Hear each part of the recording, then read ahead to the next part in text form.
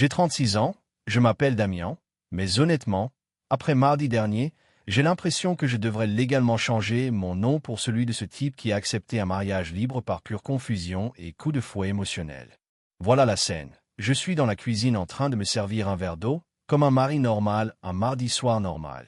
Abigail, ma femme, ma compagne, la femme qui s'est un jour disputée avec moi parce que j'avais dit que Jennifer de la comptabilité avait bien rigolé, m'appelle dans le salon.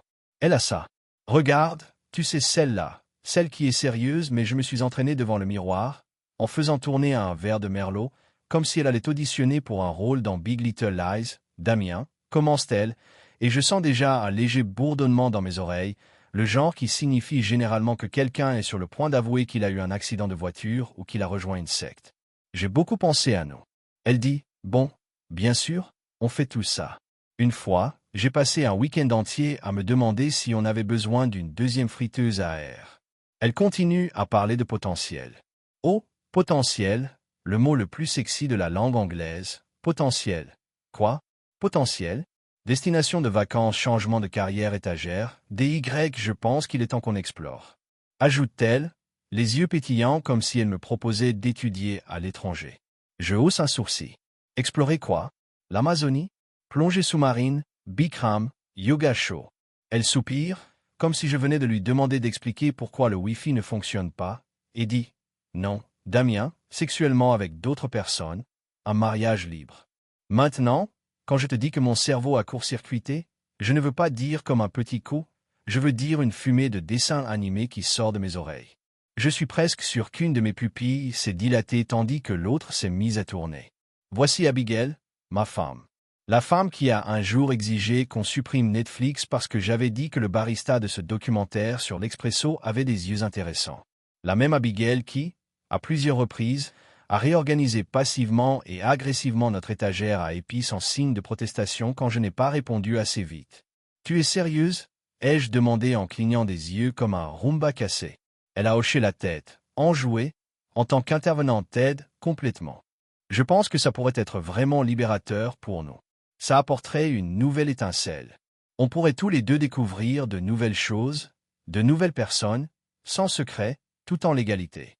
Tout en légalité. Ai-je répété, comme si on allait déclarer notre infidélité sur nos impôts. Et puis elle s'est penchée, je jure devant Dieu, elle m'a lancé ça. Il ne s'agit pas de ne pas t'aimer, il s'agit d'ajouter à ce qu'on a, ajouter à ce qu'on a. Comme si on construisait un jeu de Lego et qu'elle voulait juste y ajouter quelques pièces supplémentaires, peut-être un bateau pirate ou une troisième personne nommée Chad qui adore le contact visuel tantrique. Je fixais fixement, car entre le tourbillon de vin et le « ouvrons nos pantalons au monde », mon cerveau s'était complètement déconnecté. Comme une enceinte Bluetooth dans un tunnel. Avec tout ça, je savais que mon mariage était fichu. Il faut que j'appelle Ron Jérémy en numérotation rapide. Et puis je l'ai dit, « Ok ». Elle a cligné des yeux. « Ok, ouais », j'ai dit, et je ne sais même pas quelle partie de moi l'a dit. Certainement pas la partie intelligente. Si tu insistes, si c'est ce que tu penses qu'on doit faire, explorer. J'entendais ma propre voix, comme si j'étais hors de mon corps, regardant un homme en chaussettes et sandales accepter quelque chose tiré d'un article de Vice. Il n'a pas fini de lire. Et c'est là que je l'ai dit, les mots qui ont résonné dans le champ de bataille IKEA de notre salon. Alors explorons. Elle a eu l'air suspicieuse pendant une seconde, comme si je venais d'accepter rapidement, et elle essayait de comprendre si j'avais mal compris le devoir. Puis c'est arrivé. Un sourire lent et suffisant se dessina sur son visage, le genre qu'on voit chez les gens qui viennent de réaliser qu'ils ont 4 A et que les tables sont pleines de pigeons. « Oh waouh !» dit-elle en s'adossant au canapé comme une reine observant son royaume ouvert. « Je ne pensais pas que tu serais si réceptif. C'est génial, Damien, on pourra établir des règles de base demain. Parlons limite, attente. Tu sais, aborder ça avec maturité. » Ouais, c'est vrai, c'était clair. Elle pensait avoir tout le contrôle de cette exploration, comme si elle était la guide touristique et que j'étais le gars qui tenait son sac à main pendant qu'elle flirtait avec les locaux. Pas besoin d'attendre, dis-je en me levant et en époussetant nonchalamment les peluches invisibles de ma chemise. Si on explore, explorons ce soir. Son sourire s'est estompé et j'ai observé le moment exact. Son cerveau a fait l'équivalent d'un message d'erreur Windows ce soir. Mais qui maintenant? Voilà le truc. Abigail a une meilleure amie, Léla. Léla, 35 ans, des pommettes de bombe humaine à couper le pain, des cheveux qui ressemblent toujours à ceux d'une pub pour shampoing, une silhouette si incroyable qu'elle pourrait même mettre Godzilla KO, objectivement époustouflante. Et depuis des années, pratiquement depuis que je les ai rencontrées toutes les deux, Leila a une étreinte pas si subtile, un peu trop longue, qui s'attardait définitivement sur mon épaule. Et, Damien, tu sens bon, genre de béguin pour moi. Abigail le savait. Elle en plaisantait. Leila a un petit faible pour toi, disait-elle, en sirotant du vin et en souriant. On ne peut pas la blâmer. Je t'ai épousé après tout, une de ces choses d'épouse sur qui ont apparemment expiré mardi dernier. Leila habite aussi à 3 pâtés de maison, à 3 pâtés de maison. J'ai pris mon téléphone. J'ai une idée. J'ai dit. Mes doigts ont bougé rapidement. J'ai envoyé un SMS à Leila. Et tu es libre ce soir. Abigail et moi essayons quelque chose de nouveau. Elle a suggéré qu'on explore les relations avec d'autres personnes. Longue histoire, intéressée à venir. Les yeux d'Abigail se sont rétrécis. Damien, à qui envoies-tu des SMS? Que fais-tu? Mon téléphone a vibré. Leila, Damien, sérieusement. Abigail est-elle vraiment partante? Si vous en êtes tous les deux sûrs à 100%, j'habite juste au coin de la rue, donc oui, je pourrais être là dans 20 minutes.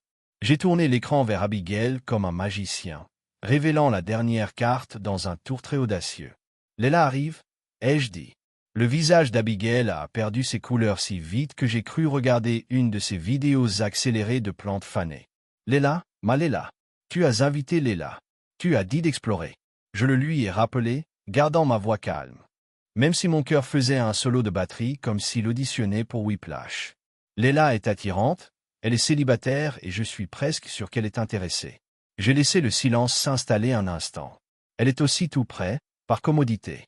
On dirait une candidate valable à l'exploration pour tes nouvelles conditions. Non, Damien, arrête. Ce n'est pas ce que je voulais dire. La voix d'Abigail s'est brisée comme un violon mal accordé. Je voulais dire des inconnus, des anonymes, pas ma meilleure amie. Elle serrait son verre de vin comme s'il pouvait servir de bouton d'alarme. Tu n'as pas précisé. J'ai dit en haussant les épaules avec l'innocence d'un homme au téléphone qui vient d'inviter la meilleure amie de sa femme pour une refonte sexuelle spontanée de leur mariage. Tu as dit d'autres personnes. Leila, c'est d'autres personnes. Et comme sur un signal, parce que bien sûr, l'univers est un troll, la sonnette a retenti. Je ne sais pas si vous avez déjà vu un être humain tenter spontanément de se fondre dans un parquet, mais c'est ce qu'Abigail semblait tenter. Son visage est passé du rose au pâle.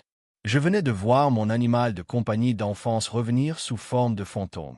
Je me suis approché et j'ai ouvert la porte comme si je n'étais pas en pleine explosion de chaleur. Leila était là, nerveuse mais aussi pleine d'espoir. Elle portait une robe simple, les cheveux détachés, et elle avait l'air de quelqu'un qui voulait être invité et espérait presque ne pas l'être. « Dis donc, Damien, dit-elle avec un sourire qui se transforma en une inclinaison de tête inquiète tandis qu'elle jetait un coup d'œil derrière moi. « Abigail, ça te va? Tu me l'as suggéré » ajoutai-je gentiment, comme un majordome sarcastique annonçant le début de l'heure du chaos.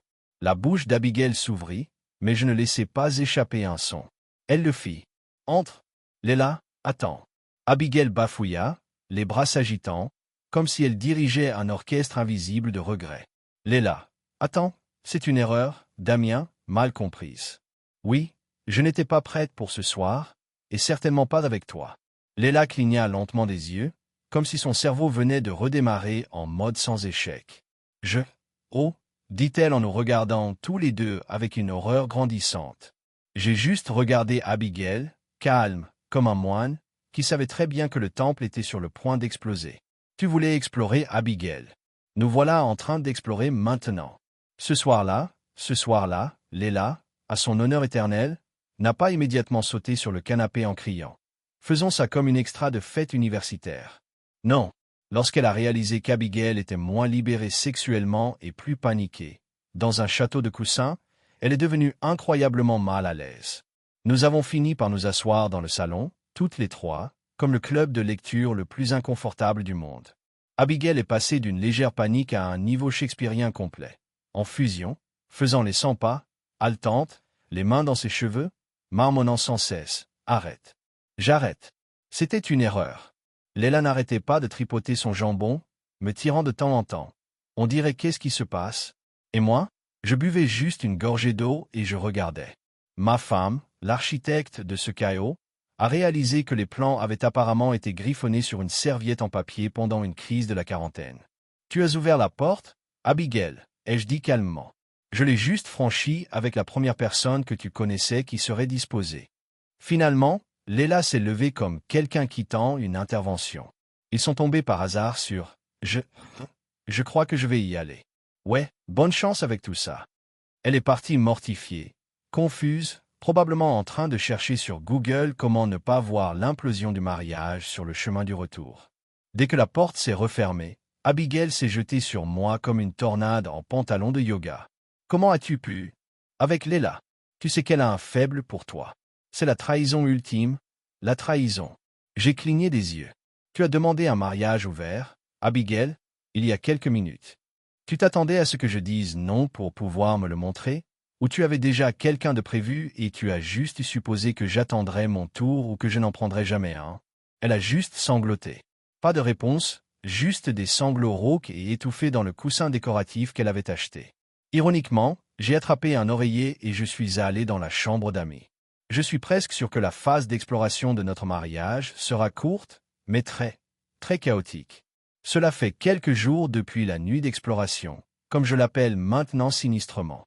Comme si c'était une maudite émission spéciale de National Geographic. Personne n'avait demandé à filmer dans mon salon. La suite immédiate a été dramatique. Abigail a enchaîné les émotions. On a eu des pleurs, des cris, des marmonnements, le silence, le regard perdu dans le vide, puis on a recommencé à pleurer. Elle a dormi sur le canapé ou, plus précisément, elle n'a pas dormi. Je l'entendais se tourner, se retourner et parfois chuchoter au plafond, comme si elle se disputait avec l'univers et perdait. Le lendemain matin, elle est entrée en traînant les pieds dans la cuisine, ressemblant à un coussin hanté, les yeux gonflés et fous, comme si elle venait de passer la nuit à lutter contre le stress des ratons laveurs. « Damien, chérie, on peut juste oublier? C'est arrivé hier soir. » Elle a demandé, la voix douce et tremblante, comme si j'étais peut-être sous le charme de développer une amnésie. Je versais du café au ralenti comme si j'étais dans un rêve ou dans un de ces films surréalistes où les gens se mettent à saigner des métaphores. J'étais stressé. Elle a ajouté « Je n'ai pas réfléchi, je ne le pensais pas, c'était une idée stupide. » Tu avais l'air sacrément sûr que c'était une excellente idée quand tu l'as proposée. J'ai dit en sirotant mon café comme un homme qui vient de l'apprendre. Son mariage était accompagné de scènes coupées, mais pas avec Leila. Elle a gémi comme si c'était le vrai crime ici. Pas la suggestion de mariage ouvert, pas la crise existentielle, juste mon choix de partenaire pour la nuit. Un camp de fantasmes. C'était cruel, Damien. Tu essaies délibérément de me blesser. J'ai cligné des yeux. Tu as demandé à coucher avec d'autres personnes, Abigail. J'ai accepté les détails de qui est venu en deuxième.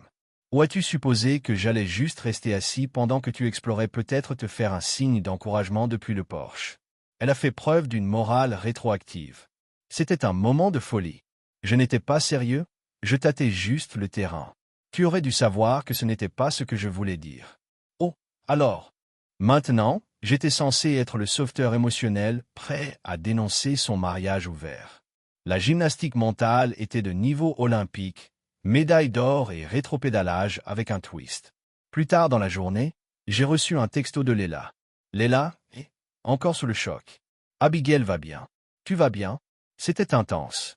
Je me sens tellement idiot d'être venu juste sur la base d'un texto que j'ai répondu. Je vais bien. Abigail est Abigail. Ne te sens pas idiot. Tu as été invité sur la base de son idée. C'est elle qui a mis le feu aux poudres. Leila a répondu presque instantanément. Elle m'a dit qu'elle tâtait juste le terrain avec toi, qu'elle avait été bien trop loin en étant distante. Et elle avait peur, qu'elle avait dit que tu m'avais utilisé pour la punir. Oh, c'était ça. Ma tension artérielle a grimpé comme des montagnes russes, un coup de fouet émotionnel. Alors maintenant, c'est moi le méchant. Pour avoir accepté les conditions exactes. Elle a lancé un verre de vin d'un ton d'une joie déconcertante. C'est nouveau. J'ai relu le message. Elle était très claire sur son envie d'explorer, ai-je marmonné en fixant mon téléphone, comme s'il venait de m'accuser de crime de guerre. Aucune mention de tâter le terrain jusqu'à ce que sa meilleure amie soit sur le pas de la porte et que ce ne soit plus son fantasme. Ouais, c'est bien ce que je pensais. Elle m'en veut aussi d'être venue. Elle dit que j'ai trahi sa confiance en acceptant. Ah, parfait. Donc maintenant Leila est une traîtresse aussi. Toute cette histoire commence à ressembler à un de ces drames médiévaux où tout le monde se fait exécuter pour trahison avant le déjeuner. Puis est arrivé l'appel de la sœur aînée d'Abigail, Cathy. Cathy, qui a toujours agi comme Abigail, a été sculptée dans le clair de lune et ne pouvait rien faire de mal. Comme si Abigail avait renversé du vin rouge sur le tapis, le vin devrait s'excuser d'avoir souillé son âme. Mon téléphone a à peine vibré que j'ai entendu Damien. « Qu'est-ce que tu as fait à ma sœur ?» Pas de bonjour, pas de civilité, juste DEFCONA. Directement. J'ai pris une inspiration parce que je savais ce que c'était. Ce n'était pas un appel, c'était une audience de détermination de la peine. Je n'ai rien fait. Cathy Abigail a proposé l'idée d'explorer la sexualité avec d'autres personnes. J'ai juste dit « Ok, oh, ne sois pas ridicule ». Cathy a claqué sa voix trompée d'indignation vertueuse et de chardonnay. Abigail ne le ferait jamais. Elle t'aime. Tu as probablement déformé ses mots. Elle a probablement juste dit qu'elle se sentait négligée et tu as sauté à cette conclusion dégoûtante avant de lui balancer sa meilleure amie au visage. Tu es malade. J'ai juste fermé les yeux et pris une longue gorgée de café. C'est mon nouveau mécanisme d'adaptation. Siroter du café, éviter l'homicide involontaire. Demande à Abigail d'être honnête avec toi, Cathy. Demande-lui exactement ce qu'elle m'a dit avant l'arrivée de Léla. Et puis j'ai raccroché, parce que parfois la paix ne se trouve pas dans le compromis, elle se trouve dans l'insistance. Mettre fin à l'appel avec des préjugés extrêmes. À la maison, la stratégie d'Abigail est devenue une comédie musicale épuisante en 3 parties de Broadway, Tearful Apology Tour. Je suis vraiment désolé. J'ai fait une erreur. S'il te plaît, dis-moi qu'on peut revenir à la normale. Je ferai tout ce que je peux. Le désespoir monte vraiment quand je m'approche de la machine à café. Elle sait que mes limites alimentées par la caféine sont plus fortes. Acte, 2 accusations et nunchaku émotionnel. Tu as aimé m'humilier. Tu le voulais, admets-le. Tu l'as planifié. Oui, clairement, j'ai joué la plus longue partie d'échecs émotionnels du monde, attendant que ma femme propose par hasard un mariage ouvert pour que je puisse faire venir sa meilleure amie, comme un magicien de Vegas tirant un lapin d'un traumatisme. Acte 3, le traitement silencieux. C'est mon préféré. C'est comme du jazz émotionnel, beaucoup de tension, absolument aucune note. Elle les enchaîne avec le dévouement d'un acteur de méthode, sauf que je n'achète plus de billets pour le spectacle. Je lui ai dit que j'avais besoin d'espace. La chambre d'amis est mon sanctuaire maintenant. Ça sent la lavande et la liberté. Bien sûr, elle a essayé la bonne vieille méthode, mais c'est l'élacarde. Encore. Hier soir, tout en faisant semblant de plier nonchalamment du linge dans l'embrasure de la porte, comme un ninja de la culpabilité, n'importe qui sauf elle, a-t-elle murmuré comme si c'était une trahison shakespearienne tragique et non le résultat en direct de son propre pitch PowerPoint sur l'exploration sexuelle. Alors je lui ai demandé à brûle-pourpoint si j'avais ramené à la maison une femme au hasard d'un bar. Ça aurait été bien. Elle a hésité. Eh bien, a-t-elle dit, les lèvres pincées comme si elle faisait des mathématiques morales, ça n'aurait pas été génial, mais ça n'aurait pas été Léla. L'hypocrisie, mesdames et messieurs. Le saut logique de niveau olympique. Il ne s'agit même plus de l'idée du mariage libre, n'est-ce pas? Il s'agit plutôt de sa perte de contrôle du récit. Elle a essayé de créer son fantasme, son scénario.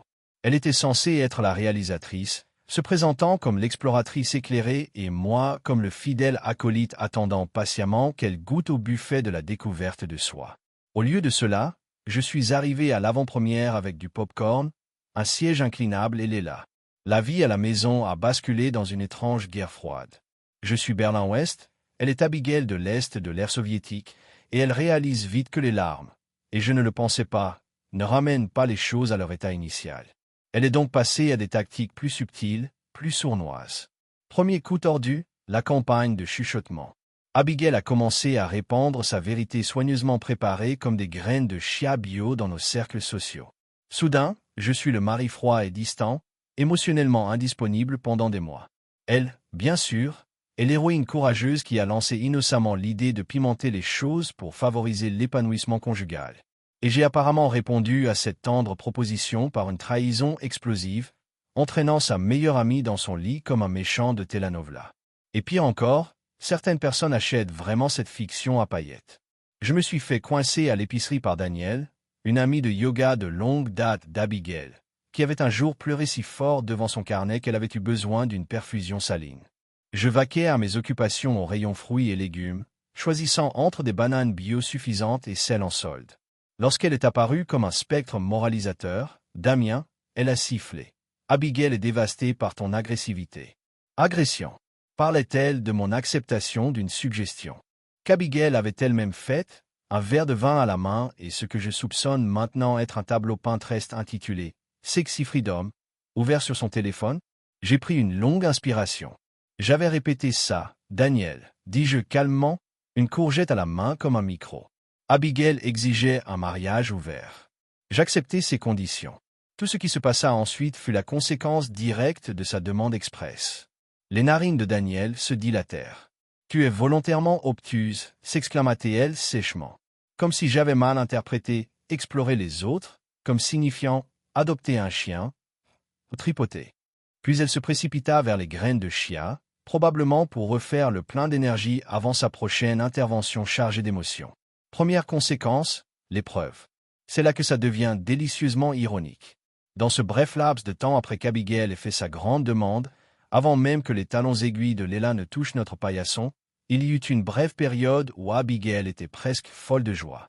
Elle avait cet éclat, celui que l'on ressent après avoir réservé un vol pour Bali ou utilisé avec succès un stick contouring. Elle pensait sincèrement avoir inventé la non-monogamie éthique. Il y avait du vin, une ambiance de conférence TED, et surtout, des textos. Oh oui, béni soient ces cœurs prétentieux. Abigail m'a envoyé un texto après l'annonce. « Salut, du vrai champagne. Maman, mon tableau de visualisation. » Des trucs comme « tellement excité de commencer ce nouveau chapitre avec toi. » L'heure de l'exploration. Ne t'inquiète pas, on établira des lignes directrices pour nos aventures demain. Et mon préféré, ça va être tellement chaud et libérateur. Je relis ce dernier message parfois, quand elle me fait la tête froide en réchauffant des lentilles et en faisant semblant de ne pas avoir l'air dévasté. Je crois qu'elle a sincèrement cru, pendant une bonne heure, qu'elle était sur le point de vivre un grand éveil personnel. Un de ces moments où l'on mange, dort, couche avec des inconnus, à répéter, sauf qu'il y a moins de voyages et plus de Tinder.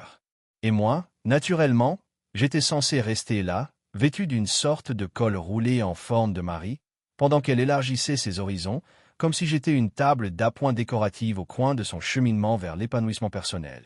Elle m'a même envoyé ces messages pleins de cœur, comme si elle lançait une marque lifestyle. Sur le moment, je n'ai pas répondu. Trop occupé, j'essayais de ne pas vomir dans mon âme. Mais maintenant, oh, je les ai, des reçus horodatés de son enthousiasme, envoyés bien avant que le nom de Léla ne soit mentionné.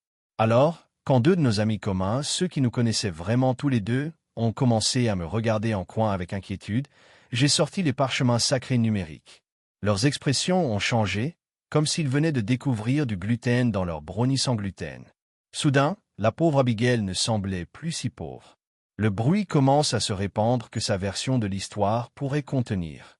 Quel le terme légal? Conneries. Coup bas, 2 sabotages domestiques et des tâtonnements financiers. Oh oui, l'ère du « oups, j'ai oublié » a commencé.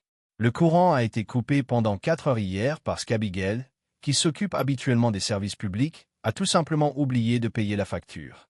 Tu sais, au milieu de tout le stress que je lui fais subir, elle a affiché ce petit bijou d'innocence feinte avec la même expression qu'elle utilise quand elle brûle du pain et accuse le grille-pain. Elle a aussi commencé à lancer des petites grenades du genre « Bon, si on se sépare, j'imagine que j'aurai besoin d'un soutien important. J'ai consacré des années à ce mariage, tu sais, et cette maison porte beaucoup mon empreinte. Oui, la maison, celle dont j'étais propriétaire avant même notre mariage, celle qu'elle a décorée d'un casier à vin en forme de flamant rose et d'une friteuse à air sans marque. L'audace pourrait alimenter le réseau électrique.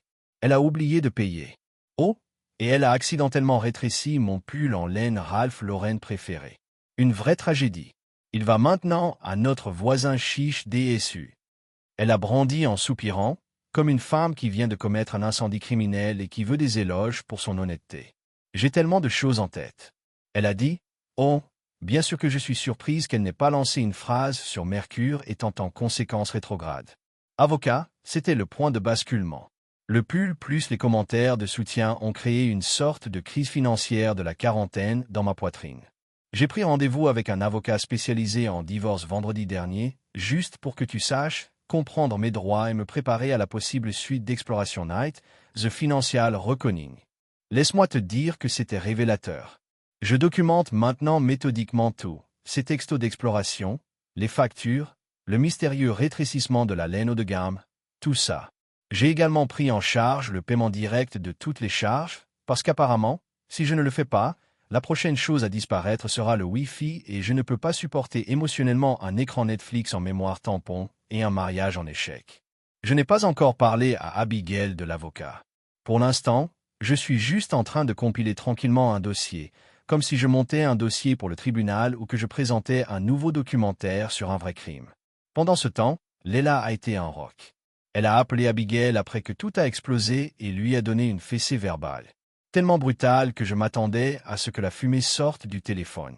Tu m'as menti, tu nous as manipulés toutes les deux et tu as ensuite essayé de te faire passer pour la victime. C'est quoi ce bordel? Abigail, tu as toujours été un peu égoïste, mais là, c'est le plus bas. Leur amitié n'a pas survécu à cet appel. Alors oui, Abigail et Leila ne sont définitivement plus les meilleurs amis du monde. Leila s'est d'ailleurs excusée auprès de moi l'autre jour, ce qui était faux, parce qu'à ce stade, j'ai l'impression qu'elle mérite une sorte de médaille, juste pour avoir survécu à la nuit d'exploration, au raté cinématographique. Elle a dit qu'elle se sentait comme un pion, comme si elle était intervenue trop vite. Je lui ai dit, « Leila, tu n'as pas inventé le jeu, tu as juste pris place à la table. » Abigail a construit l'échiquier, a disposé les pièces, puis a essayé de le retourner quand le premier coup ne lui a pas plu. Bien sûr, parce que la réalité n'est pas réelle pour Abigail, à moins qu'elle ne la prépare. Maintenant, elle raconte aux gens que Leila m'a séduite. Ouais, apparemment, Leila avait des vues sur son mari depuis le début et Abigail était la véritable victime d'une trahison de sirène. Le récit change sans cesse plus vite qu'un chat dans une baignoire. La semaine prochaine, je m'attends à ce qu'elle dise que Leila travaillait pour la CIA. Honnêtement, je suis juste fatigué, triste. Surtout, je n'ai pas signé pour ce mélodrame. J'ai épousé Abigail parce que je l'aimais, ou du moins la personne que je pensais qu'elle était. Chaleureuse, drôle, un peu dramatique, mais dans un style de comédie romantique mignon. Mais maintenant, c'est comme si quelqu'un avait appuyé sur un interrupteur et qu'est sorti ce cerveau machiavélique avec une vendetta, un tableau blanc et une collection de surligneurs étiquetés « influence émotionnelle ». Je ne voulais rien de tout ça. Vraiment pas. Mais c'est elle qui a posé les conditions. Elle a apporté l'idée du mariage ouvert, le drame, la grenade de la taille de Leila. Je venais de prendre le règlement. Elle s'est laissée tomber et a commencé à jouer. Les choses ont dégénéré, puis se sont résolues, un peu comme un petit incendie de cuisine se résorbe quand la cuisinière entière s'effondre. Pendant des semaines, la campagne de chuchotement d'Abigail a continué. Elle est devenue un désastre en relations publiques, une véritable catastrophe. Sa sœur, Cathy, a rejoint la croisade, ainsi que quelques-uns des amis fidèles d'Abigail qui, apparemment, pense qu'être un homme implique de financer les aventures amoureuses de sa femme et de s'excuser pour ses décisions. Ils m'ont appelé, m'ont envoyé des SMS, des messages sur toutes les plateformes, comme si je fuyais la pension alimentaire ou quelque chose comme ça. Mais le vrai point de basculement est arrivé il y a environ 3 semaines. Abigail m'a fait asseoir dans le salon, la posture droite, le visage sévère, comme si elle allait me virer d'un emploi pour lequel je n'avais pas postulé. « Damien », dit-elle, d'un ton de responsable RH d'entreprise qui vient de découvrir que j'ai détourné du tonneur. Je me suis dit, c'est jamais bon signe. Ça ne marche clairement pas. Vivre ensemble dans ces conditions, c'est toxique. Alors tu dois déménager. J'ai cligné des yeux. Je dois quitter ma maison. Elle a hoché la tête, comme si je venais de lui faire une suggestion utile. Eh bien, c'est notre domicile conjugal. Elle a dit d'un ton détaché, effaçant le détail mineur, que j'en étais propriétaire avant même notre mariage. Et c'est moi qui ai été traumatisé par toute cette situation. J'ai besoin de stabilité. Tu peux trouver un appartement. Je pensais qu'elle en avait fini. Oh non, a-t-elle continué. Et j'aurai besoin de toi pour couvrir mes dépenses, bien sûr, jusqu'à ce qu'on trouve un accord correct. Considère ça comme des dommages émotionnels. Puis elle a glissé un morceau de papier sur la table, comme si elle faisait son discours de remerciement aux Oscars.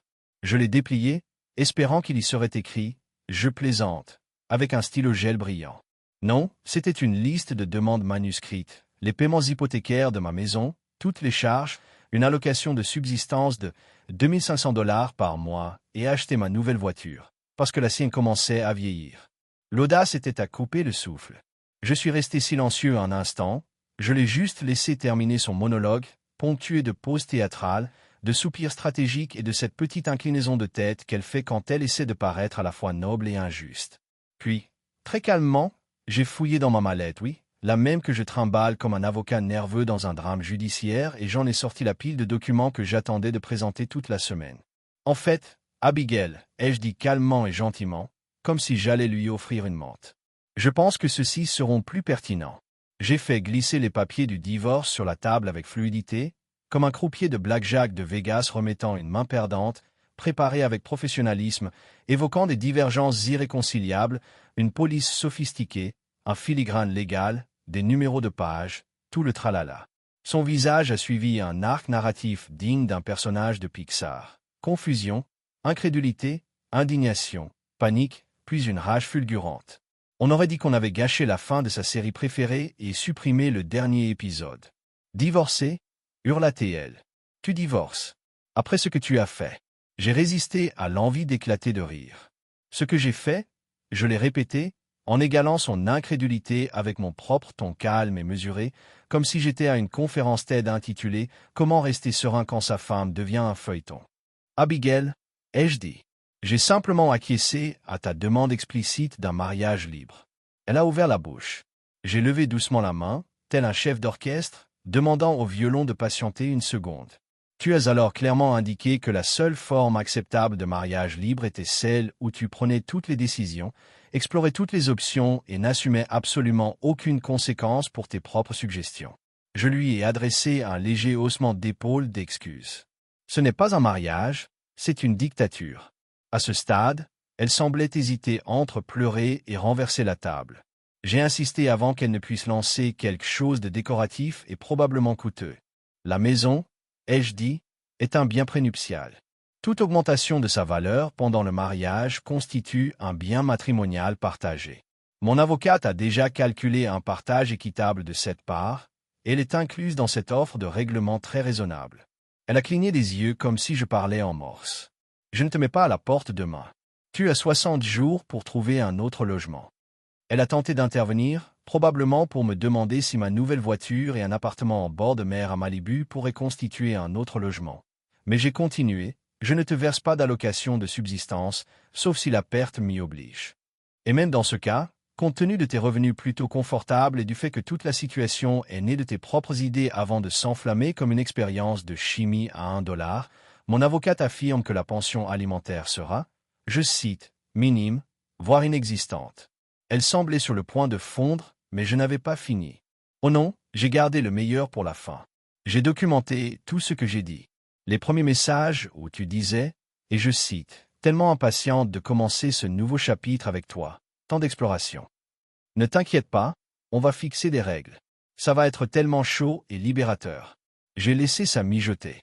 J'ai documenté les factures oubliées, les petites piques sur le soutien financier, le tourbillon émotionnel que tu as entretenu avec nos amis. Et oui, j'ai des captures. D'écran, beaucoup de captures d'écran, sa bouche s'ouvrait et se fermait comme un poisson rouge confus. Si tu essaies de lutter, ai-je dit toujours amicalement, et que tu essaies de tout gâcher, tout ça fera partie de la procédure officielle. Je me suis légèrement penché, baissant la voix jusqu'à un murmure presque parfait. Et je te promets que ça ne te présentera pas sous un jour favorable. Environ 1 heure plus tard, Cathy, la sœur d'Abigail, éternelle pom-pom girl et chanteuse grecque à temps partiel, m'a appelé, furieuse. Tu ne peux pas la mettre dehors comme ça, a-t-elle hurlé. J'ai souri, je ne le fais pas. Ai-je dit d'un ton égal. Elle a des droits, et je les respecte tous. Ensuite, je me suis arrêté et j'ai ajouté la ligne que j'attendais pour dire toute la journée. Ce qu'elle n'a pas, c'est le droit de réécrire l'histoire ou de demander un paiement pour une crise qu'elle a conçue. J'ai proposé de partager des copies des textes d'exploration d'Abigail avec Cathy, avec des émojis enthousiastes et un optimisme ancré. Mais elle a refusé, il vous en inquiète, tout en pulvérisant la façon dont Abigail est vulnérable en ce moment, comme si j'avais attrapé sa sœur en train de construire des meubles Ikea avec ses émotions nues et sans instruction manuelle. J'ai doucement rappelé à Cathy que vulnérable ne signifie pas exempté des conséquences, mais l'appel s'est terminé peu de temps après avec elle claquant le récepteur métaphorique. Ou du moins j'aime croire qu'elle a claqué. Il aide à la fusée dramatique.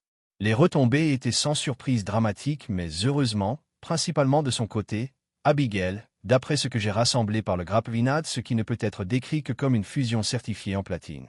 Comme Oscar Worthy, elle a essayé de rallier les troupes, tentant de se refondre comme une sorte de visionnaire mal compris dont le seul crime était trop progressiste pour le reste d'entre nous, les cavernes. Le problème était que son histoire avait plus de réécriture qu'une finale de feuilleton. Pendant ce temps, j'ai gardé mes réponses minimales, calmes, basées sur des faits, une voix très NPR, l'énergie. Les gens ont posé des questions et j'ai proposé des preuves, des textes, des dates, des citations directes. Je n'ai pas déclaré, je n'ai pas plaidé, je n'ai jeté personne sous un bus. Je leur ai juste montré l'horaire des bus et les laissé connecter les points. Il s'avère que cela a fonctionné mieux que ce à quoi je m'attendais. Les gens qui n'étaient pas déjà profondément ancrés dans le camp Abigail ont commencé à réaliser que quelque chose ne s'additionnait pas. Ces délais se sont contredits. Ses accusations ont changé selon qui elle parlait et le type de sympathie dont elle avait besoin. Ce jour-là, c'était comme si elle essayait d'écrire une fan-fiction sur sa propre vie, mais a continué à oublier quel chapitre elle se trouvait. Perdre Leila comme un allié, c'était le véritable coup de mort à sa crédibilité. Leila n'a pas seulement quitté l'équipe Abigail.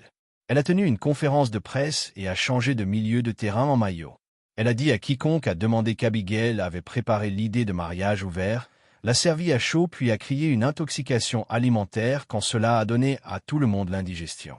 Même Leila, qui a historiquement eu la colonne vertébrale d'une méduse, déclarait maintenant fermement qu'Abigail a commencé tout ce gâchis et a ensuite tiré un acte de disparition lorsque les retombées ont commencé. Finalement, Abigail a déménagé la semaine dernière, s'est en fait retrouvée un petit appartement avec ce que je suppose est une excellente acoustique pour des soupirs dramatiques et jeter des verres à vin sur le mur. Elle est furieuse, amère, et d'après ce que j'entends, assez seule. Apparemment, il est difficile de maintenir le haut moral lorsque votre boussole morale continue de tourner comme un ventilateur de plafond en haut. Elle a essayé de traîner le divorce, a déposé une contre-demande, a envoyé de longs courriels sur le travail émotionnel et a même essayé de réclamer mon chien. Nous n'en avons pas. Mais son avocat a finalement conseillé, air basse, j'en suis sûr, et avec une présentation PowerPoint, que mon offre était juste. Le combattant ne lui coûterait pas seulement plus cher qu'elle ne gagnerait, elle exposerait également toute la saga dans une salle d'audience avec des reçus, des textes et éventuellement des marionnettes. Si je devais expliquer graphiquement l'hypocrisie, c'était donc ça. Quant à moi, je vais bien. C'est calme dans la maison, trop calme parfois, comme le genre de calme où vous pouvez entendre vos propres pensées, commencer un podcast. Mais c'est paisible. Plus de pièges émotionnels, déguisés, en conversation. Plus de soupirs cryptiques pendant le petit déjeuner. Plus de sentiments que je suis dans une émission de télé-réalité appelée So You Think, UTRE 1001. Bien sûr, il y a de la tristesse. 7 ans, c'est long. Vous ne passez pas autant de votre vie avec quelqu'un sans emporter avec vous à la fin. Mais il y a aussi un soulagement. Je n'ai plus à marcher sur des coquilles d'œufs. Je n'ai pas à me demander quelle version d'Abigail que j'obtiens ce jour-là, l'explorateur éclairé ou la poursuite passive-agressive. Ma relation avec l'élaclie platonique cette nuit-là, aussi chaotique, s'est avérée être le catalyseur, pas la cause. Nous sommes sympathiques, mais nous avons tous les deux suffisamment de bagages émotionnels pour commencer une réclamation à bagages. C'est une bonne personne. Elle a été prise dans la tornade d'Abigail comme un extra perplexe dans Twisté qui s'est promené dans le cadre en tenant un mimosa. Quant à mon nouveau chapitre, pas tout à fait sur à quoi il ressemble encore, mais c'est le mien, et quoi que ce soit inclus des passe-temps de voyage, peut-être même des rencontres réelles et saines.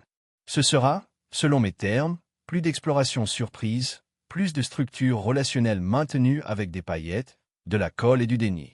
Je suppose que la plus grande leçon est la suivante. Lorsque les gens vous montrent qui ils sont, croyez-les.